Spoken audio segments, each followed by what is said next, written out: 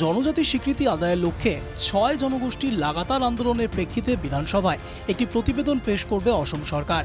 সমস্ত দিক খতিয়ে দেখে সব জনগোষ্ঠীর স্বার্থ বিচার বিবেচনা করেই প্রতিবেদন প্রস্তুত করা হবে, জানালেন রাজ্যের শিক্ষামন্ত্রী রনোজ পেগু। রাজ্যের তাই আহোম, মটক, মরান, চুতিয়া, কোচ রাজবংশী এবং চা জনগোষ্ঠী দীর্ঘকাল ধরেই জনজাতি স্বীকৃতির দাবিতে আন্দোলন চালিয়ে আসছে। এই প্রসঙ্গে শিক্ষামন্ত্রী রনোজ পেগু বলেন, বিষয়টি নিয়ে সরকার একটি প্রতিবেদন পেশ করবে রাজ্য বিধানসভায়। নভেম্বরের মধ্যেই প্রতিবেদন পেশ করবে সরকার।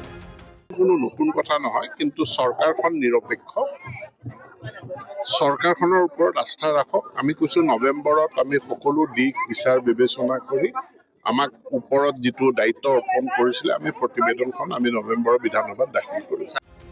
শিক্ষামন্ত্রী বলেন, সব জনগোষ্ঠীর স্বার্থ বিবেচনা করেই প্রস্তুত করা হবে প্রতিবেদন। পেগু দাবি করেন, সরকার নিরপেক্ষ বলেই সব দিক খতিয়ে দেখা হবে, তবে এ বিষয়ে সিদ্ধান্ত নেবে কেন্দ্রীয় সরকার। রাজ্য সরকার শুধু প্রতিবেদন প্রস্তুত করে বিধানসভায় পেশ করবে।